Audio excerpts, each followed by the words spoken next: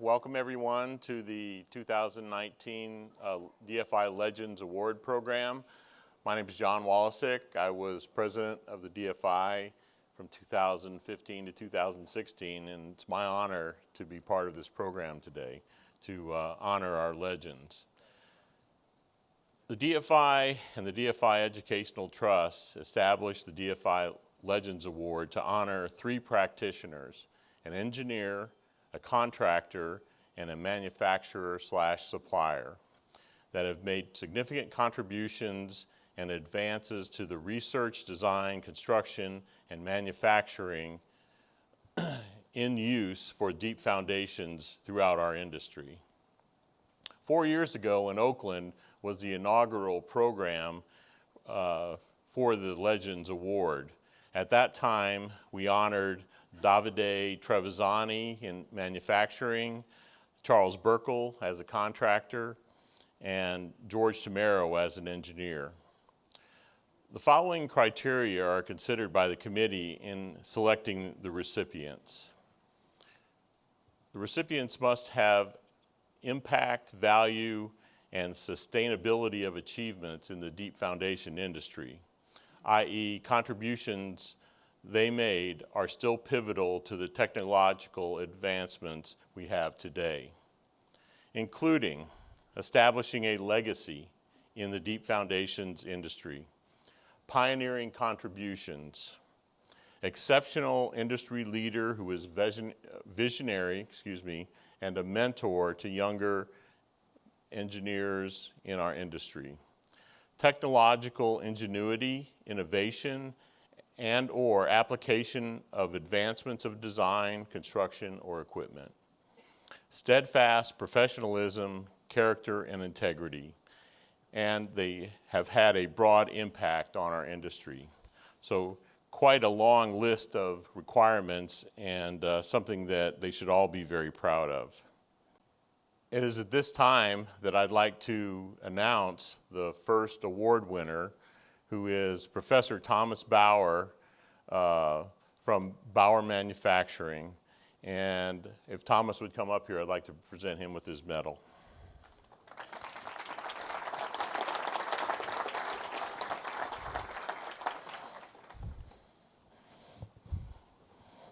There you go, sir.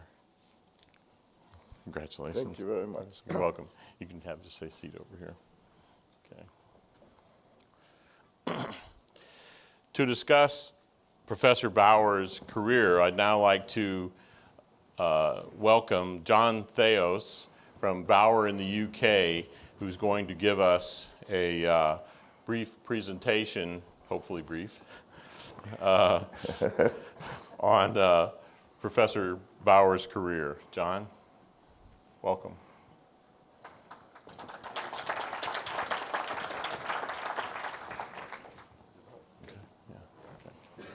Thank you, John. Thank you, John. Just a couple of minor corrections there. I'm from BAUER Americas, not UK. I have an English accent. That's the only giveaway about the UK. But less about me, more about Thomas. I do need to make another correction. Apologies that there's a minor mistake in the award program literature. Thomas isn't the past chairman of the supervisory board of the BAUER Group. He is the current chairman of the supervisory board of the BAUER Group. He was the past chairman of the management executive of the group.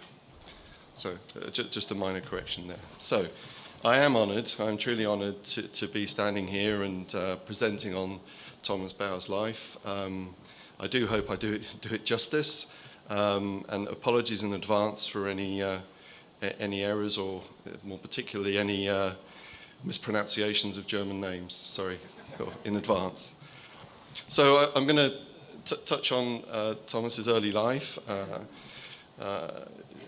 introduce him as an entrepreneur to you, and of course the influence on the BAUER Group, which is extensive, and his life and his role as an industry activist. He's also found time to have a family life in amongst all of that, and quite a few hobbies. Yeah, I'll go through some of those as well.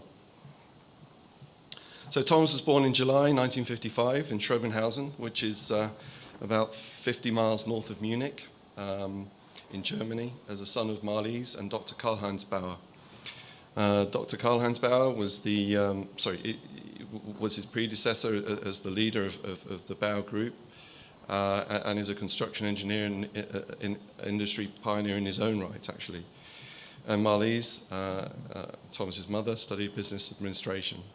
He grew up with 4 brothers. There's a picture of him with 2 of them, diligently cleaning their shoes after a day out, I guess, on the slopes somehow, on a skiing holiday in, I guess, in Germany. Austria. Austria, okay.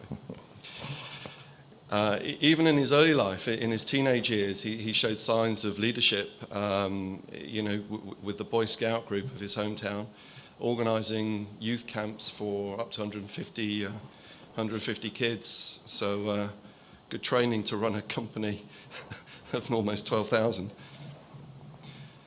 After school, in those days in Germany, there was compulsory military service, and Thomas served in the German Air Force for 2 years. He then studied business economics at the Ludwig Maximilian University in Munich, which is one of the top universities in Germany. And at the end of that, he had a choice. He could continue his studies and gain a PhD in his studies, or travel to the US. And as he quite liked the idea of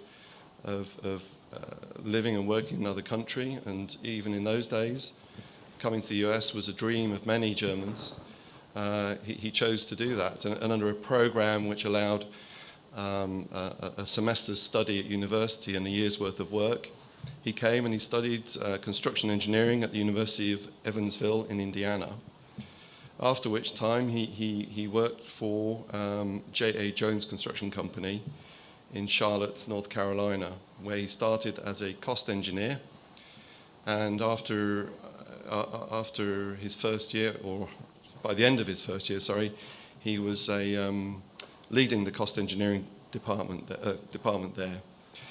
At the time, he was offered a permanent job with the company as a commercial manager on a project in Washington State, and he wrote to his father asking or letting him know how much he appreciated and how much he enjoyed living and working in the US, and he really wanted to stay, but his father asked him kindly to return to Germany and help out with the family business, which he did in 1982. And in so doing, represents the 7th generation in the BAUER family of leading the company. And by 1986, at the tender age of 31, he became the sole managing director of BAUER, which means he had full responsibility for the company, which at that time was about a €100 million company with about 1,000 employees. 100 million euros is about 110 million US dollars. And one of his major drivers was the internationalization of the BAUER Group, but I'll come on to that a bit later on. So a bit about the BAUER Group, and you'll see the relevance as I go through the slides. Founded almost 230 years ago as a coppersmith in Schrobenhausen. But by the beginning of the 20th century was a water well drilling company, which actually is how quite a few piling companies of the old piling companies started. And you can see a nice tripod rig there on the right hand side drilling a well. By the 1950s, the reconstruction of Germany was well underway after the Second World War, and BAUER quickly became well known as the foundation company of choice in Germany, and at the same time the developed the injection anchor. But during the 1970s, there was a bit of a downturn in Germany in the construction industry. And the company decided at that point that it made more sense to construct its own equipment to help it advance as a company. And that's what happened in the 70s. And that leads me nicely onto the first rotary drill rig, the BG7, which was produced in 1976. And to the right there, you see the first trench cutter that Thomas BAUER is particularly proud of his involvement in the development of in 1984, but more about that later. I mean, one of Thomas BAUER's, I guess, philosophies is to advance, push the boundaries, as far as we can, technology-wise. So that's what we've done as a company, and that's why we've written always the biggest. So of its day, the BG7 in 1976 was the biggest rig, the BG11 in 1981, and more recently, the BG72, the biggest drill rig that we make. Today, the group offers the full range of foundation equipment, and the most well-known brands are the BAUER brand, of course, the BG, the Clems, the RTGs, Prackler, and the MAT systems. But at the same time, during the growth of the company, we're always a construction company and have built the foundations for most of the more famous buildings in the world, including the Burj Khalifa in 2004, the tallest tower in Europe, the Lacta Tower in St. Petersburg, and the foundations for what will be the tallest tower in the world when it's finished, the Kingdom Tower in Jeddah. And also part of the foundations for the longest bridge over water, the Hong Kong to Macau bridge. But this slide actually quite nicely shows the development of the company during Thomas BAUER's tenure as the CEO, effectively, of the operating business. So from 1986, I don't have a cursor. So you can see from 1986, a 100 million euro company, primarily operating in the construction sector in Germany. And you can see over time how that developed. And this was the primary driver of all of this growth and branching out into equipment was Thomas BAUER's. And you can see by 2018, we as a group, approximately 40% of the revenue was coming from equipment sales, 40% in construction, out of which something like 70%-ish in overseas construction, and the development of a third business stream, BAUER Resources, in 2007.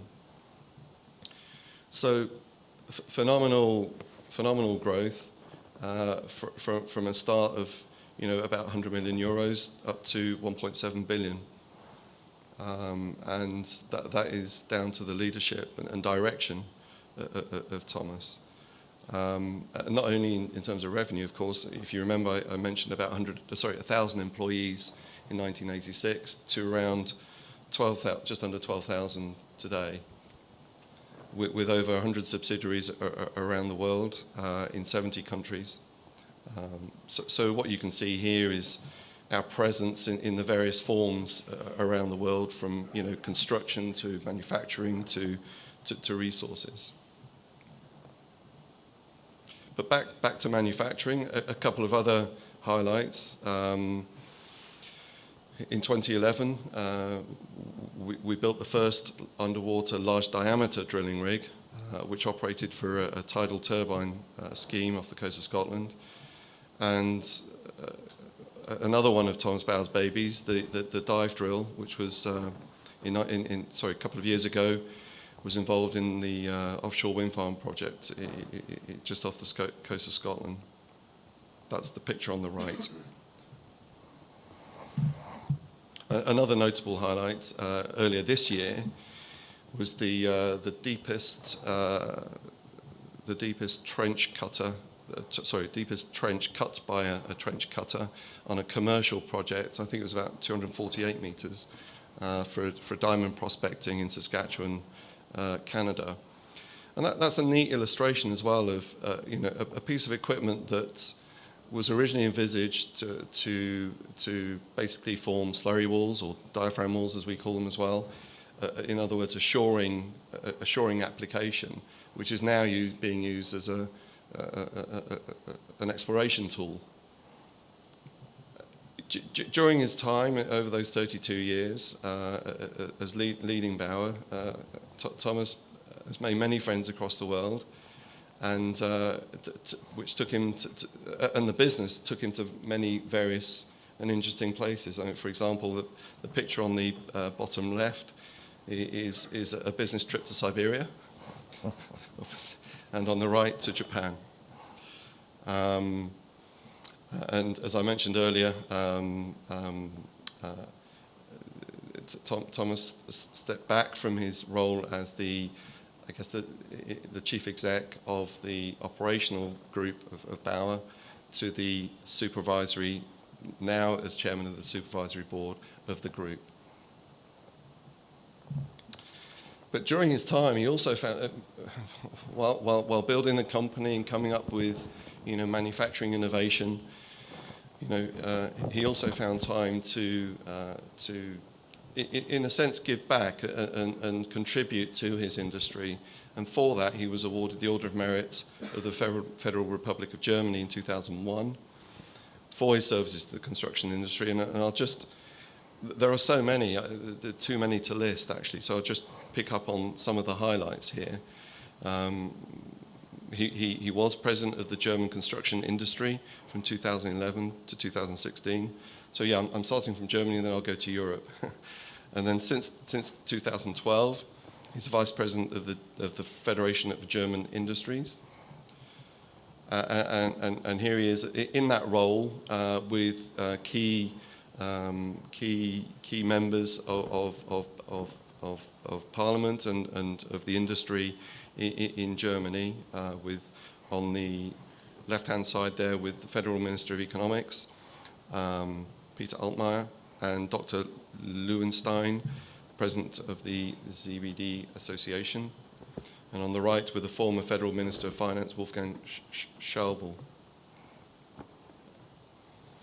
Also with Angela Merkel at the Construction Industry Day in Berlin, and with the President of the Federal Republic of Germany, Franz-Walter Steinmeier, visiting one of our plants in Thuringia, Germany. So on a European level, Thomas has been a member of the European Construction Industry Federation since 2017, and in June this year he was elected as the first vice president, which means he will succeed as the president of the European Construction Industry Federation next summer. Oh, sorry, and this is all part of Thomas BAUER's, I guess, makeup actually of wanting to contribute and lobby, just as we do here in the DFI, the various groups that we need to lobby to make sure that we as a construction industry can succeed. So back to family, since married with Margit since 1979. And with two sons, Florian and Martin. Florian on the right-hand side has been a member of the management board of the BAUER Group since 2018, and the 4 grandchildren there on the right-hand side. And the family is, by the way, a lot bigger. A nice shot from the summer earlier this year. And in amongst his industry activism, his building the company, his technological advances, he's had time to have some hobbies as well, which is important, of course. and here he is sailing, motorcycling with friends, particular favourite in the Alps, I believe, and skiing with the grandchildren. Thomas also has what he calls a political hobby, and since 2017 he's been the state treasurer of the Christian Social Union Party in Bavaria, and here he is with the former Bavarian Prime Minister Horst Seehofer. And in fact that's why he can't stay tonight, because he has to go back to Munich tomorrow to be reaffirmed as the ongoing treasurer of the party.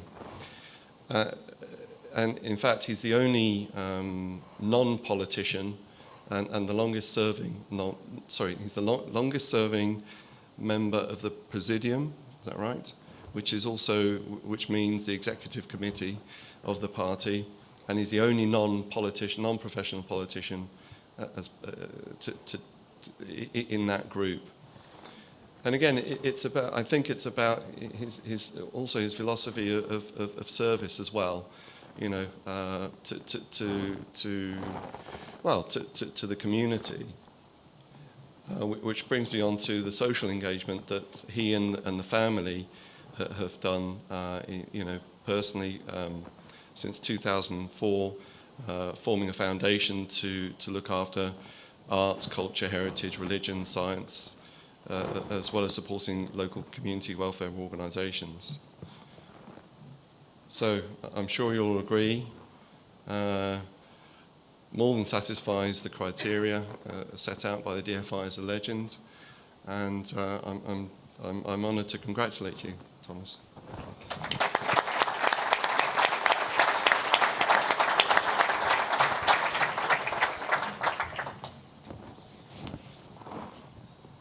Thank you, John. That was excellent. Thank you. So I think I kind of messed up the program a little bit. You sure? Okay. All right. So moving along, that was a fantastic presentation, and you know, it's kind of like introducing James Bond or something. It's exciting to be part of such a program. But our next awardee will be the late Thomas Wysocki, and I'd like to invite his son, Dr. Mike Wysocki, to please come to the stage and receive the medal.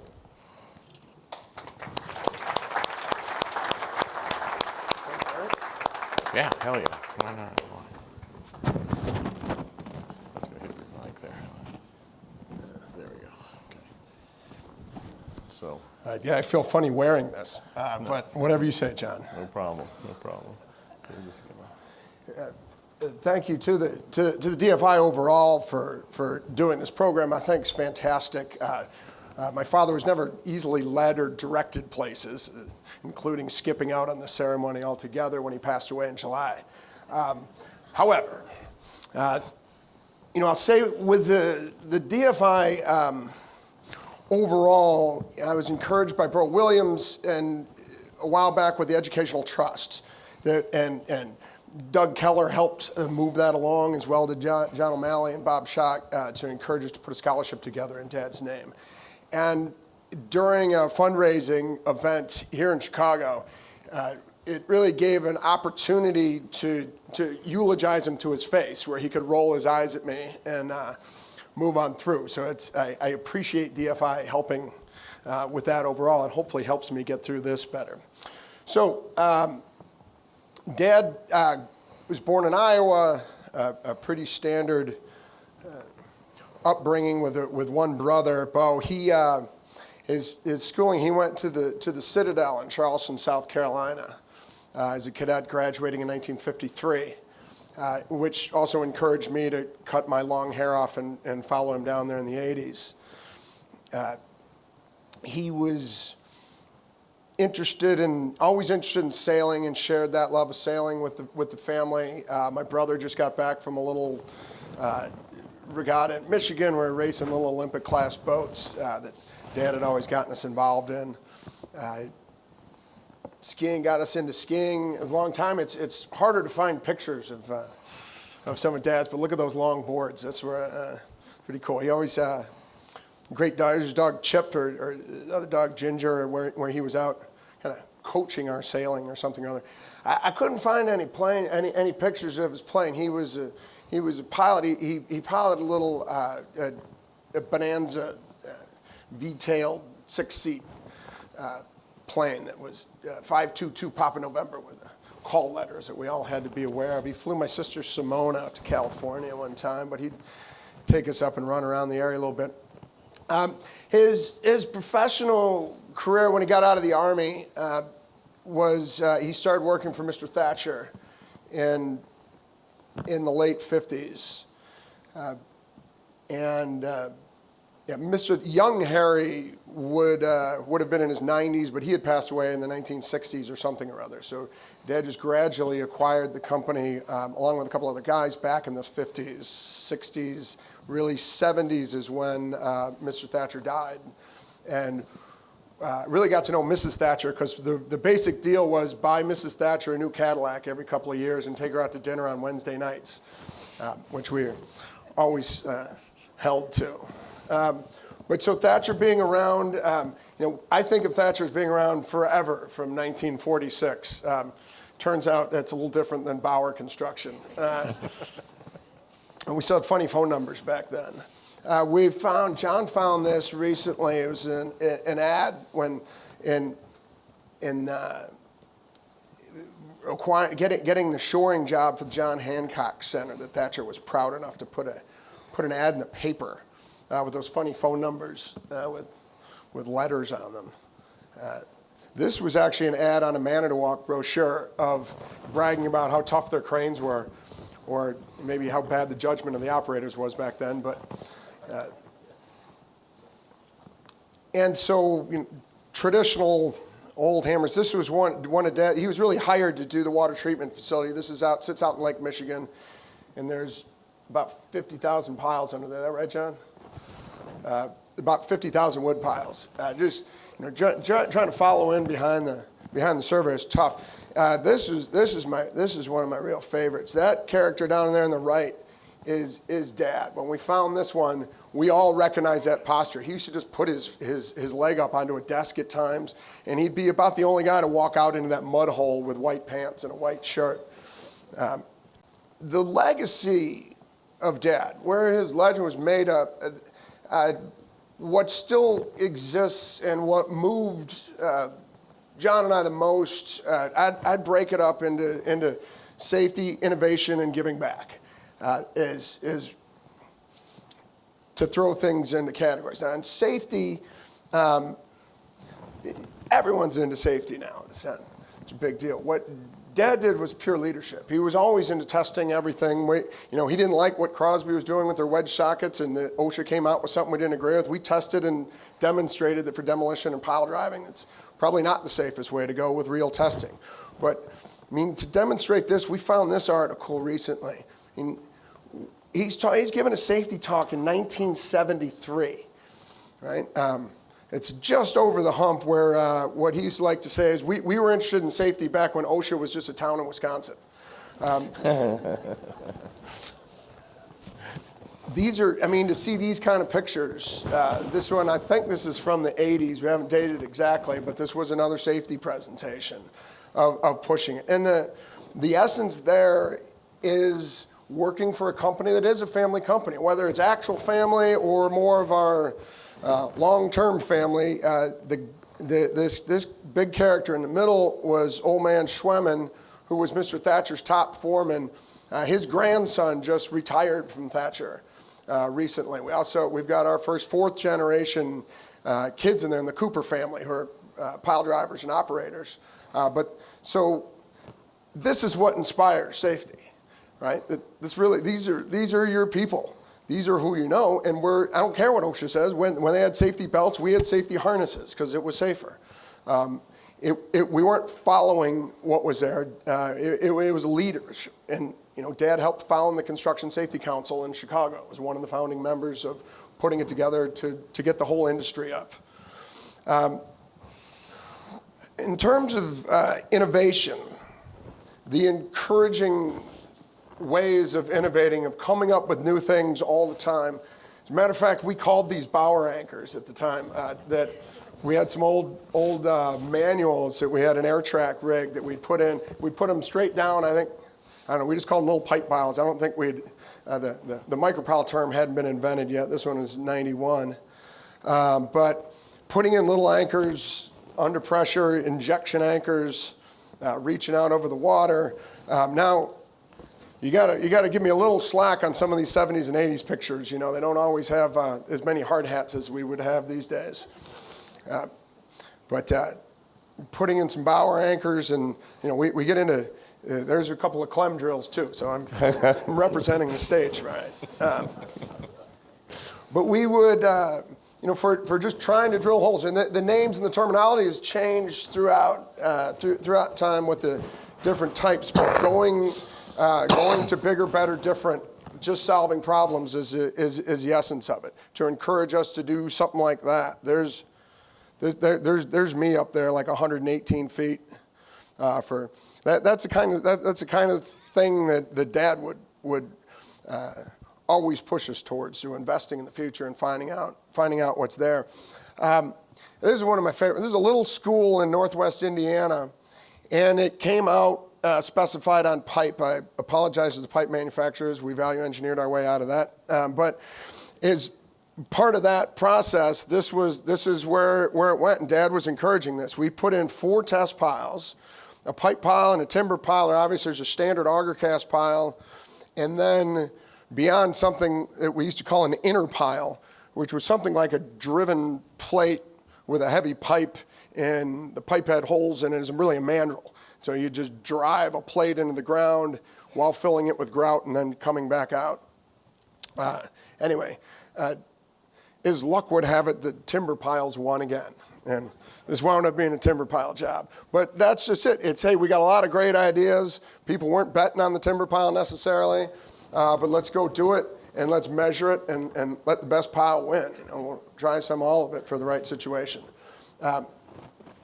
This is an embarrassing one where this is that same job. We had wood piles for reactions, and our guys don't know how to weld to wood piles. And so I called our chief engineer, Steve Parkinson, and said, Steve, how the hell how do we get the reaction off these wood piles? And he says, Michael, I think you got to call your dad. I said, really? I don't think I got that kind of time. But in reality, he, of course, knew the answer immediately, and, hey, notch the wood piles and put some double channels with through bolts, and you can grab onto them that way. But so, yeah, involved in testing. That's Steve Parkinson, fresh out of school about 35 years ago, and Dad with his best pile load testing tie on and plaid pants. You know, at Soldier Field, Steve Shear showed a picture of this last time of one of these frames. They did some micropiles underneath as well. I mean, that was just another spot. Skyline knew we were interested in pushing the limits. It was called, it's from Arbet. It was High Star steel that was 65 KSI. We loaded a little 12-inch beam to 730 tons, which was 67 KSI we put on a little H-pile. Soil nails, and this was actually done as a helical job out at O'Hare. But going out and finding stuff, you know, there's Dad in Japan on a scanning tour to see about pressing in sheet piles. Right, the old still worker. And then, you know, brought one back. There's one in Canada, and we brought it into Chicago. Here with dead weight, we're pressing H piles in to underpin at a store. You know, we do this fairly regularly now with some of the bigger German rigs, but you know, looking for the innovation for the next best thing is something he's always been involved with. This is kind of a fun slide. I've showed a lot where this is a very deep excavation with no internal bracing. And they're fairly deep beams. Again, we can't pull this off in the city of Chicago anymore, but what they did was they went back and threw some tie rods into the subway that's buried in the street there and used that as a dead weight soil anchor.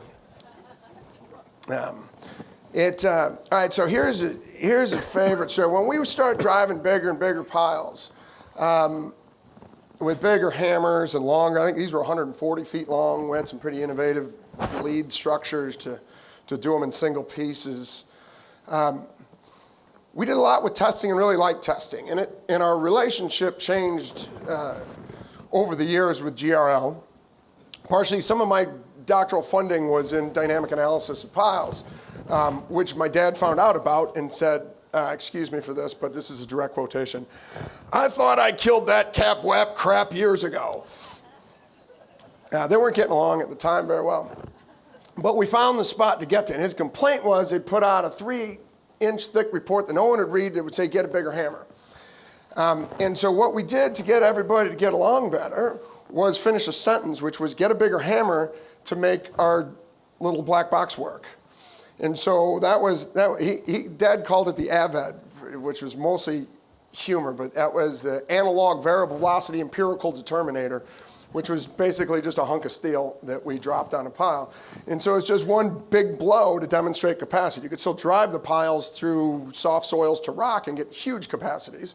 You just needed something to test to get. So this was somewhere in the 90s where we everybody got along again great for a while. And I think, so, yeah, we'll leave it at that. Pat, I'm not going to get into any of our favorite GRL stories, but we get along famously now. Travis and I just did a paper together recently. His innovative legacy is very much entrenched in here and with us today. Then the giving back part, the generosity he had with his time and into schools. I've heard a lot of good stories. Tom Richards had a nice one. Are you quoting my dad tonight? I will leave it to you then. So listen to Tom tonight. It should be pretty good.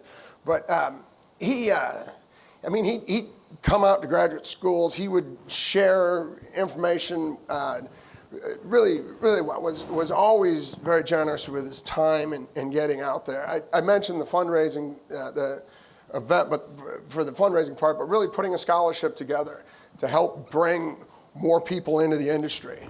And he was also gracious enough to not make it just a Citadel scholarship, which he was very passionate and generous with the Citadel, his favorite school, but to say if people have given service to the country in some way would have some advantage to receiving the scholarship. And he was there in Atlanta to give the first one away.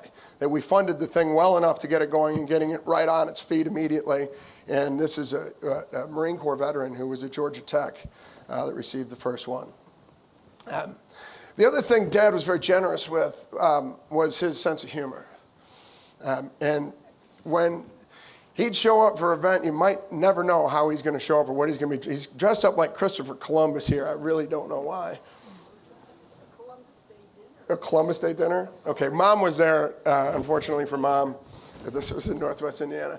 But he was always just so great. He was so well known for his sense of humor, just the way he would make his way into general contractors' offices. And he had this little Ronald Reagan doll with a pull cord on the back that would say, "Mr. Gorbachev, tear down that wall," or something. He'd stick that into doorways now and then. If you're around him enough, unfortunately, he had a bad habit of dancing a little too much.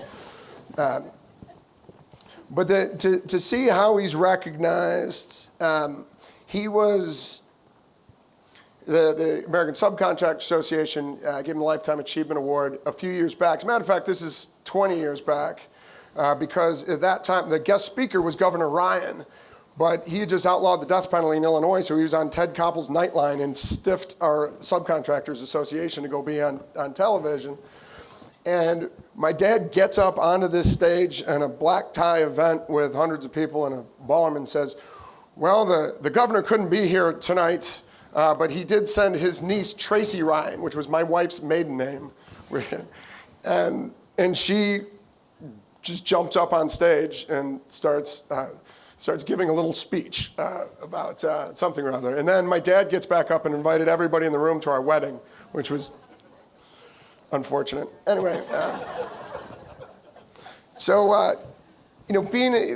having time for family and finding the family. I think what's beautiful, the people who are being recognized here, is that there are something of family. There's that's just our meet. My brother John, who works with me at Thatcher, and my sister Simone and Catherine and all of their kids. This was a celebration of Dad's 80th birthday and my parents' 50th wedding anniversary, which brings us to his finest achievement, is Mom. Yeah, he's love at first sight, and married 57 years when it was all said and done. There's Rebecca and John threw a spectacular party celebrating, I think, your 50th. Could be, but a very, very, very inspirational along those lines. And the integrity portions that are there. You know, it speaks to when we're at some contractor association and there was some guy kind of bragging about running around with other women or something or other, and Dad comes over and says, I won't outlaw you from doing business with that guy, but if his wife can't trust him, you sure as hell can't. You better watch him. You know, the relationship that they've always shared has been there. And, all right, so I'm wrapping up with, I'm going to tell two stories. One's on you, Dan, which is when I first got involved in the DFI Foundations Institute, and I'm at my first board meeting, kind of like there's a winter planning meeting. I was the chairman of the Driven Pile Committee, and the Argercast guy was Kirk McIntosh, says something or other and about instrumentation and how they're really getting higher quality stuff. And he says, and so I said, oh, so if everything goes perfectly, you might have the same quality as a driven pile. And I get a few little laughs in the room. And then Dan, who I don't know yet, but who owns the room, says, I see the cocoa nut falls not far from the tree. Yeah. That was high praise to me. I really enjoyed that. And then wrapping it up, what's fun about his title of SHK was something he did when he'd get a letter from some engineer who was a little overly officious about something or other.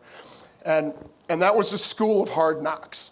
That was his graduate degree. He was taking lumps in the field or in the Army. And what was great is that DFI did not know. And Teresa just saw it at one time back when Jordy was here, and just she didn't know if he was a sheik or if he was but it was in all the communications. So we started putting on his business cards, and he officially became Thomas Wysocki, SHK. That's his highest award. But so, Dad, here's to you. You deserve it. That was excellent. You just have a seat right here. That was excellent. I actually knew the SHK as being something else, and it was a kicker. But I knew Tom well. He was a original. He was a fantastic guy. So,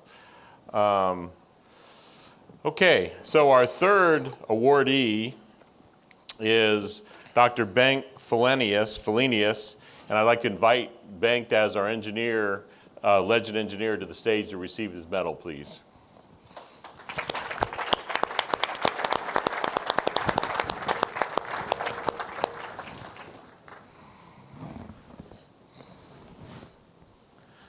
There you go, sir. Congratulations. Get around there. Your thing there. Congratulations. Okay.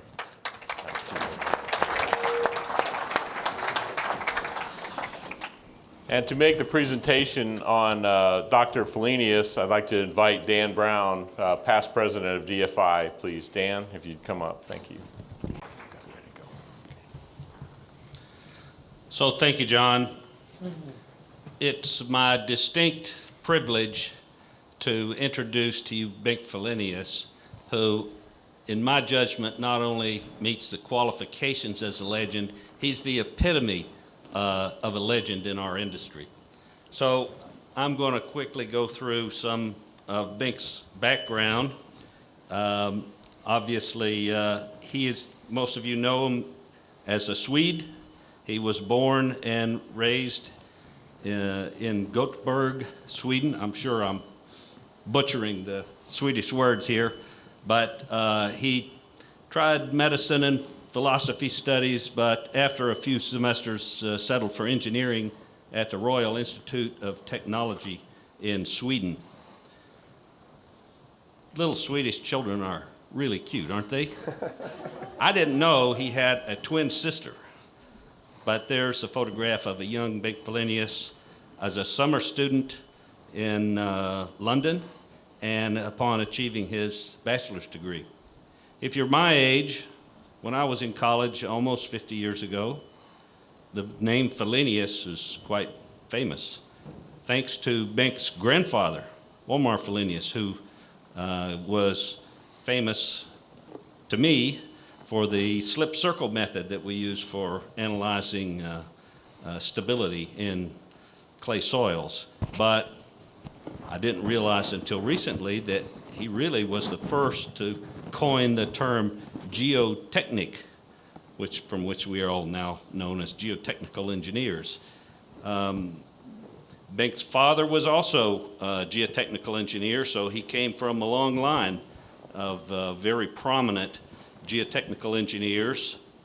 Bengt's father having been chairman of the Swedish Pile Commission for 25 years.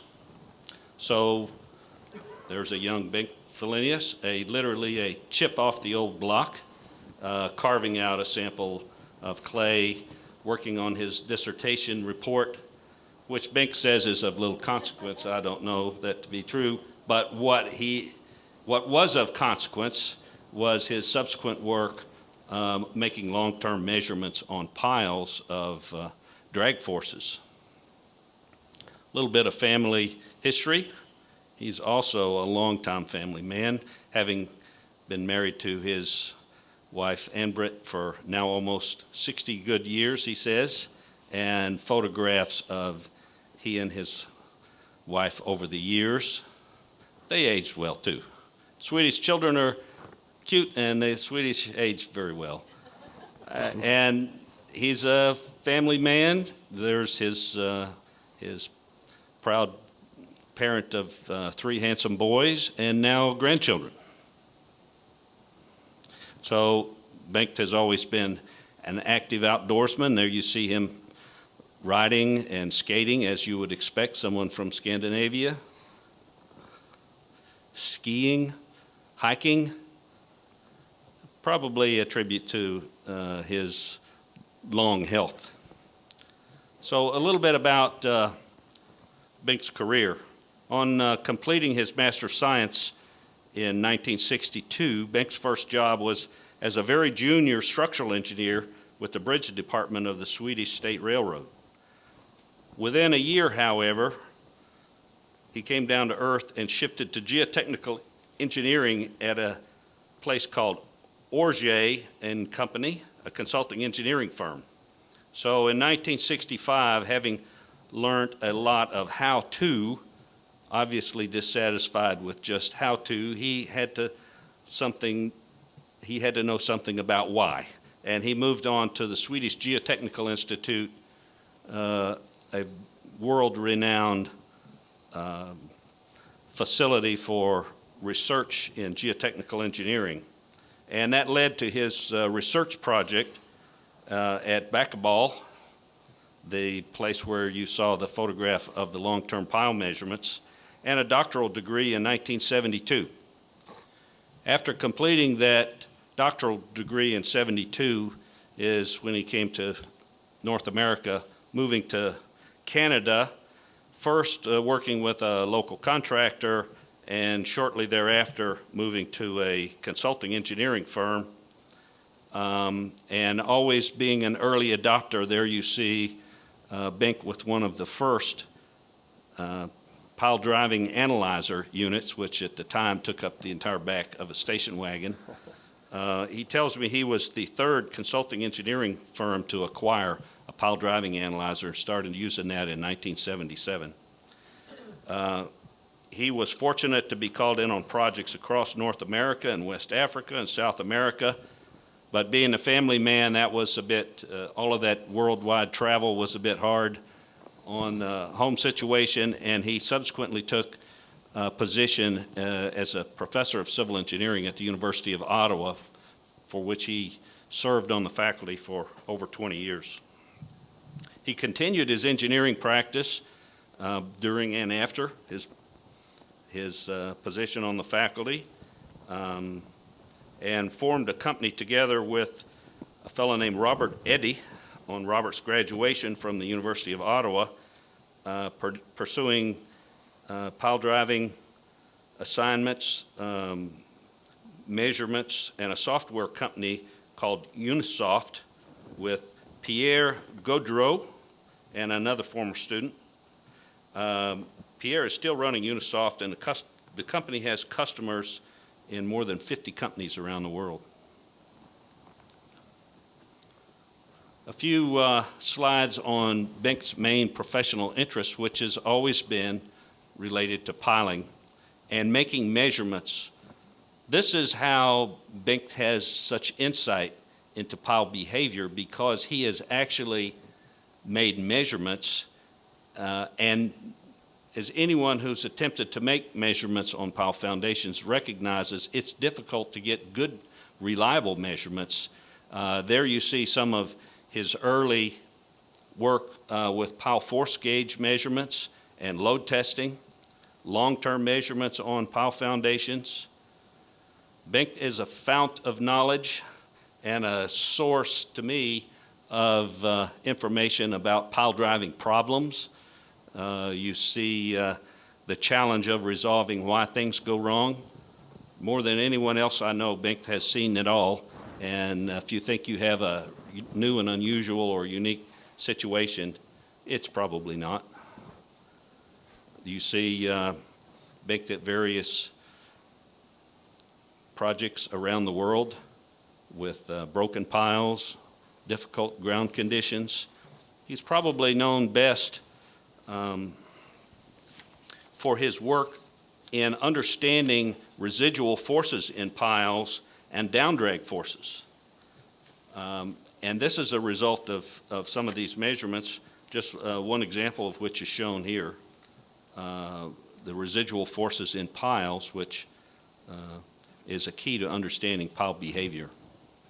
I'll not go through these in any detail, but just to show some of the projects he's worked on around the world in Singapore, underpinning a building that has undergone settlement, in Puerto Rico, in Korea, with pile tests, measurements of down drag forces, Estonia, Dubai, obviously in Canada, British Columbia, Vietnam. This was a project where they remediated excessive settlement after a failed wick drain experiment. This is one I was involved in, pile driving problems at the Tappan Zee Bridge.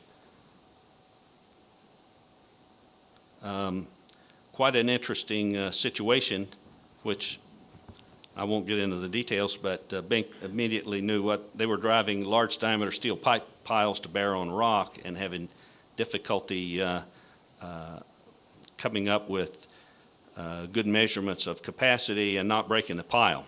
And so with Benkt's guidance, some adjustments were made to the pile driving operations that were very successful.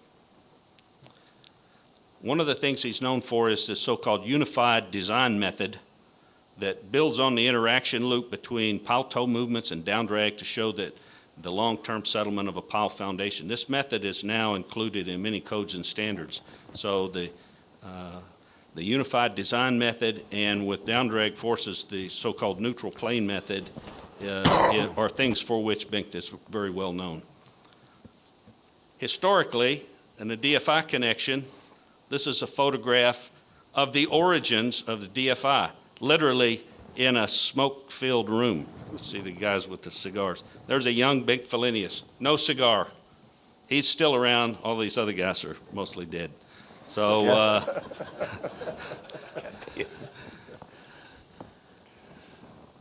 he was literally there at the inception.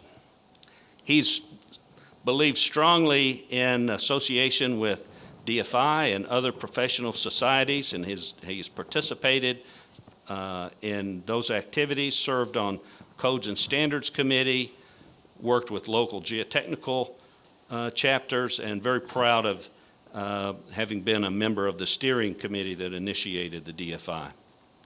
One of the things that Bengt that makes him really stand out is his willingness to share his experiences with others. And he puts his stuff on the website, as you can see there, fellenius.net, and I have used that extensively. So there is, I think, like 400 papers or so on there, which are made freely available, and Bengt is one that has pushed to make this information available and the results of his experiences. And if you send him an email, he's a bit hard of hearing, but if you send him an email, he will reply and is very willing to share what he knows with others, especially the younger generation. He has a textbook, the so-called Red Book, which Bengt tells me is based on the downloads. It's like a couple of 100,000 downloads a year of Bengt's Red Book textbook. I'm sure there are a lot of it in China and India who value the availability of such a terrific resource at the right price. Some photographs of Bengt with others in the industry. He's always participated, gone around the world sharing his experiences with others. So I'll just kind of flip through these quickly. There's one with me, with Bob Holtz, over 41 years.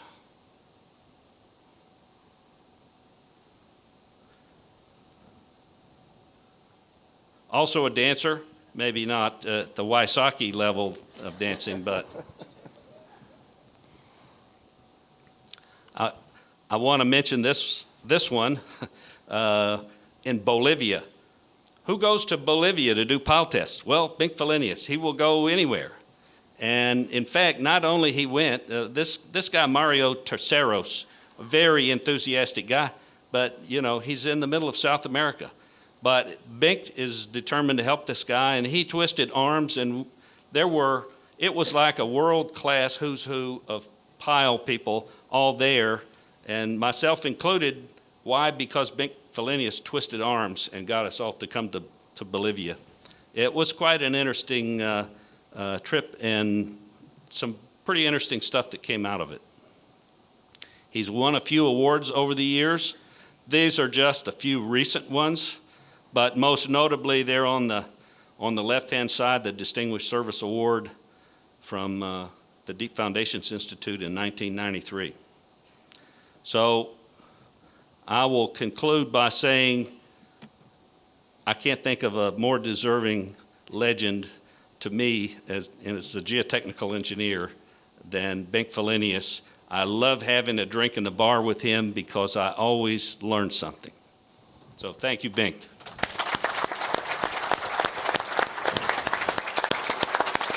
That concludes the formal part of our program, and what we'd like to do now is I'm going to ask the legends a few questions that we've come up with at DFI, and then open it up to everyone here in the crowd. Please use the microphone to do your question. Also, please avoid coming through the center aisle because we have a video camera set up there. So, kill this thing, I think.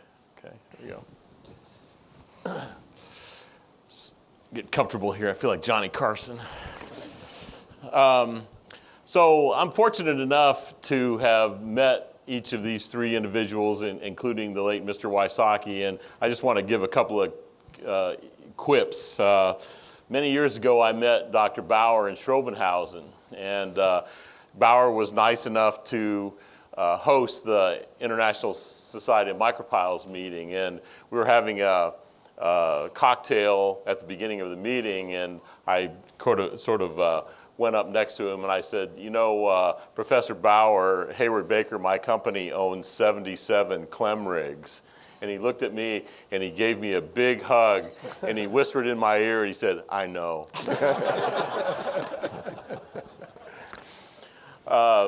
Dr. Fellenius was nice enough to join us in Atlanta for our annual George Sowers lecture years ago, where he presented the very interesting case history that Dan mentioned about a project in Vietnam where the soils were so soft and the contractor selected a very cheap wick drain that the soils crushed the wick drains and no drainage occurred.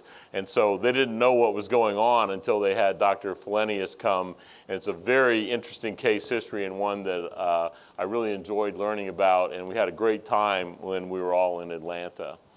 And then Tom Wysocki and I were on the program together years ago. I haven't mentioned this to Mike yet, but Larry Rayburn put together a program at the University of Cincinnati. And so Tom and I were on the program together, and he gave a talk about soil nailing, where there was a project that had a lot of problems, and I got to know Tom pretty well that day in Cincinnati. Were you there at that time? I don't think so. I don't think you were there, but it was a lot of fun. So those are my 3 personal quips, and I just wanted to ask some questions here. I'm interested, Professor BAUER, did you have a mentor along the way that you'd like to talk about, or not? Not really. I think there was many people I learned from, especially people in my company. We had quite a lot of very good managers in all different fields. One is an example was Mr. Stötzer, who was just a genius in design of equipment, and we were an excellent team together. So we just, every day we discussed what shall we do, what shall we change. Well, I learned a lot from a guy who was an excellent salesperson. Actually was an Armenian, Bob Kevorkian. He showed me how to go into different countries and to make friends with everybody very quickly. So actually, I think it was not one person, it was quite a lot of people, and I loved to learn from these people, and that was how I grew up. Very interesting. Did you know, was it Manfred Stalker? Yes, Manfred Stalker was also one of our people, very, very good in special technical things, anchors, soil nailing was his thing. He brought a lot of technologies also to the United States of America. We had a very good relationship with Schnabel Foundation Company for many years, and so he was the liaison to this company. Sure. So I know he was many times here. He was many times. He was a great engineer. So. Yeah. Dr. Fellenius, did you have a mentor that you'd like to talk about? I know your family, had a long engineering Beyond the history. obvious, my father. Yeah. I don't have a single mentor. I went from being influenced and taught by several people. That's started. Professor Bengt Brahms. When I first engineering work, I was fortunate to work with a fellow named Rune Dunström, who is the foremost geotechnical engineer. And then in Canada with Lavan Samson, people not really known widely, but tremendously capable and interested in pushing a young engineer to learn something.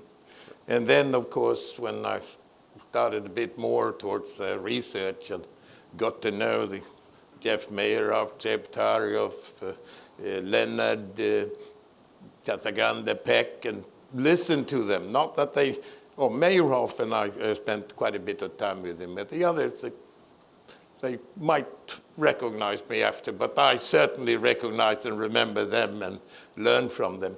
And the mentorship is a direct teaching thing, but the important thing for young engineers is to have a model to get to know and follow, and have several models.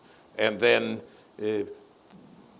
at first, older ones, and then contemporaries in age, etc. People like Tom Davison and George Goebel, with the many professional discussions and interactions I've had with these and others, always learning something.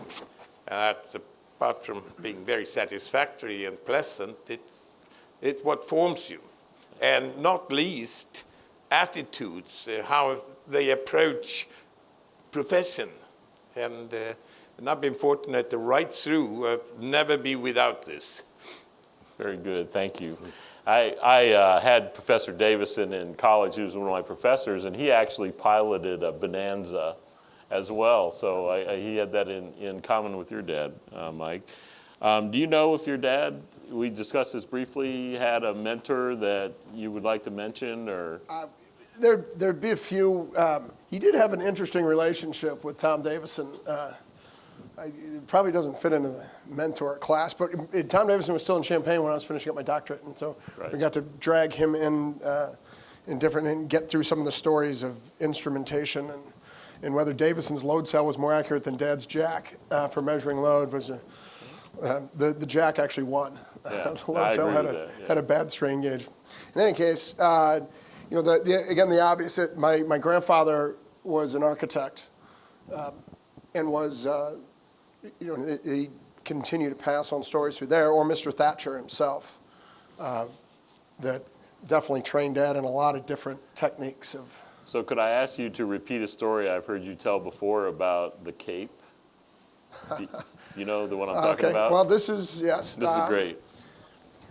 I don't know if this is the first time I learned it, but Tracy and I moved out to Oak Park about 12 years ago, which is a suburb on the west side of Chicago that's well known by some old inhabitants, which were Hemingway and Frank Lloyd Wright is a famous architect who did about 20-something houses in Oak Park, and really creative, interesting. Well, Frank Lloyd Wright was about a contemporary of my grandfather, who was very short. My grandfather was very tall, was maybe 6'3", 6'4", which was extraordinary in that day. And they were both pitching a hospital. And Grandpa had given his presentation, and they allowed him to stay for the next one. And it was Frank Lloyd Wright who came in with his famous cape and hung up his cape and went and looked and saw my grandfather's drawings down and criticized them quickly. To which, after his presentation, Grandpa looked, a foot below him and gave him his opinion of the criticism, and came back with, as his mentor advice to my father, who passed it on to me, is never trust an architect with a cape. And Grandpa got the job, by the way. They wanted practical stuff that drained, not big flat horizontal lines that were pretty. But anyway. That's a great story. I've always remembered that, so I wanted to bring that up. We'll ask another one here. Professor BAUER, can you share any positive or negative changes that you've seen in our industry and our profession during your career? Any positives, negatives that stick out in your mind? I think maybe the most negative change in the industry in the last 30 years is probably that the philosophy how to work together between the partners on a job site has changed dramatically. I think 30, 40 years ago, handshake was a handshake, and and it worked, and everybody knew what to do, and somehow if there was a problem on the job, you talk to each other, you find a solution, you find some way of compensation, and you just continue with the job. Today, completely different. Lawyers. We have lawyers, compliance, governance, compliance, and everything. I think this is a worldwide development, which I think is not good anymore. I think actually nobody can say anything against compliance or governance, because this is important, but you can bring everything to such an extreme that it is not good anymore. And I think this is a big problem for our industry, and this is not a nice thing, because this gives a lot of problems to every one of us. It does. So I think this change is bad. I think, the good part of it is the technical development. It's just unbelievable what is the change. I remember when I started my career, we were just developing this rock cutters, the first one. And it was extremely complicated, difficult, it didn't work, and it was just very, very difficult. And I thought, when we have finished this, then for my career, we have done the job. And this was so complete rubbish, because since then, the development was unbelievable, and everything had to be redone again and again. And so I think that's a nice part of our industry. I think there's no other construction sector which has such a development as our foundation industry. And that's a good part of it. Excellent, thank you. I have a little quip there too. So my daughter is an attorney, and when I found out that This she is was good, going okay. to go to law school, I was talking to my mother, my late mother, and she said, well, what do you think about that? And I said, well, to be honest with you, Mom, I'm not too happy about it, because I don't like lawyers. I hate lawyers. And there was like a pause. She said, well, look at it on the bright side, John. At least now there'll be one that you like. So, I'm going to ask the same question to you, Dr. Fellenius. Any positive or negative changes in the industry that you would like to point out that you see, positive, negatives? Yes. Start with the positive. I like to do that. That is the tremendous development of the past decades in analytical power. The computer, the software to go around with it. Looking back, first 25 years of my professional work, the analytical tool to do calculation was my slide rule and nothing else. And fantastic instrument as it is. And you can underline clearly when you're finished. The increased production and analytical ability that we have with the software and the computers today is fantastic. Sure, there's some drawbacks. People have a tendency to believe the computer and not care about the basics that go into it. But that's little. I think on a positive note, that's been a fantastic, and it has improved our abilities in your technical analysis and design enormously. On the negative side, I had been around about the same time in doing consulting engineering work, selling site investigations and so on in the companies. That's an important part. Before I got into a job where we had to give a fixed price. During the first years of my professional life, first 20, 25 years, I never had to give a client a fixed price. Of course, I had to give a presentation. This is what I think you need to have. This is what we can do and what we will deliver. You have to be detailed about it and plan it, and tell what we believe it would cost. But a fixed price, no.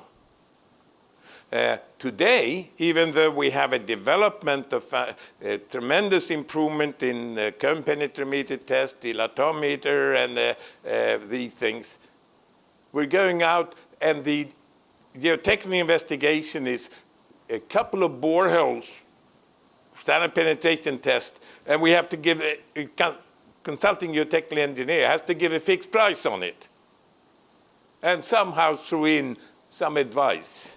Now, the reports are still thick because there are lots of boilerplates in them. But the standard of geotechnical design, the basic investigations, I think is a far cry from the standard that was available in the 1960s and 70s, despite all these fancy tools we have. That is a strong negative for me. Yes. I agree with you 100%. Thank you. Mike. You want to comment on that? You don't have to. And I won't, besides just because I have to echo, because we're talking about Tom Wysocki, who started most of his presentations with a lawyer joke or some major criticism of Your father had a pretty good jokes. Very good. That was, he had that, but he was lamenting the lawyer situation quite a while ago, and it continues to get worse. Sure. Thank you. My brother is a lawyer and judge. Watch it. So let's keep on. I've got one more, and then we'll open it up here. But Professor BAUER, what advice would you give to a young person considering a career in deep foundations? I would give him the advice that if he goes to a job site, that he doesn't give a quick answer, that he really watches carefully for a few hours, maybe for a few days, before he really judges what is going on and what is happening. Foundation work is not easily to see what is the real reason for a problem. And I think if he learned that, then he has learned most what he needs in his career. Great comment. Young persons, what advice would you give a young person? Well, listen to your elders. That's also good. Now that means, of course, communication and so on, but it also means peers. It means stay abreast with the literature. There are thousands of important papers published every year. You can't read them all, but a young engineer should devote an evening, 2 hours a week at a minimum, of reading the journals, keeping abreast with their papers. Learn to read is a good advice, and find out what's happening in this field. Not just wait to when something happens and start looking for advice, and just advance from the accidental improvement from one's mistake on the job. Learn from the mistakes of others as they've written up. Essentially, listening means read what's presented and go to listening to conferences and keep abreast. That's a very strong advice. Yes, sir. Thank you. That means investment of time. It does. Yes, sir. So, Mike, what would Tom say, What would Tom say? what do you think? All right, I'll give you, Professor Peck once said, he was down in Illinois, and I was amazed as he was in his late 80s at the time, and he was on top of things, and it was helping Professor Long rewrite Peck, Hansen, Thornburn. And I was having lunch with him and asked him how in the world do you manage to stay up with just the overwhelming amount of technical information that's available now? How can you keep up with it all? And he said, Michael, you need to know what not to read. Yes. It helps you get to the important stuff. Very good. All right, well, if anyone has any questions, we have microphones available on the 2 side aisles. Please, if any questions that have come up, you can direct them to any of our legends here. Any questions?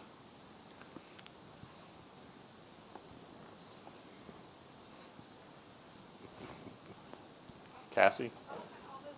Okay.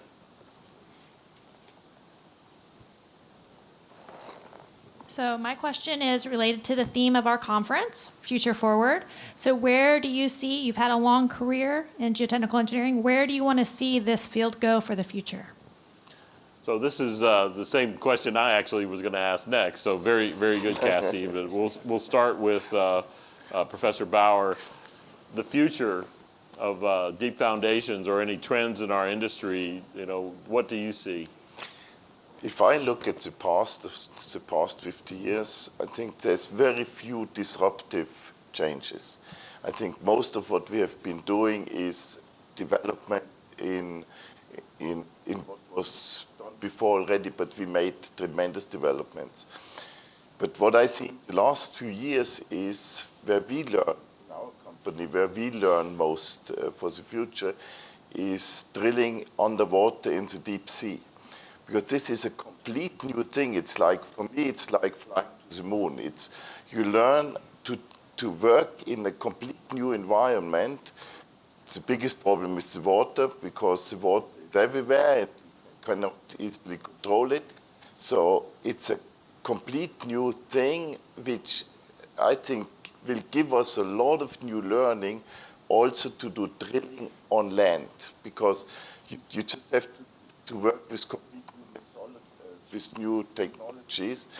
And I personally believe out of this there will be a lot of new techniques being developed in the next 10 years.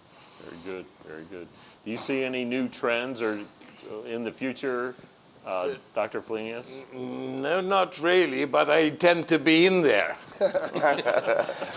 Seriously, I hope that I will see that the entire profession realizes that the important thing is not capacity, it is deformation and settlement. And that is what the structure cares about. So why shouldn't we concentrate on do the design for what the structure cares about? Structure doesn't care about capacity and safety factor. It cares about the movement it will have. And we have the means today to, by investigation and analysis, to actually, even for complex structures, determines what the deformation is and design for this. That's all we need.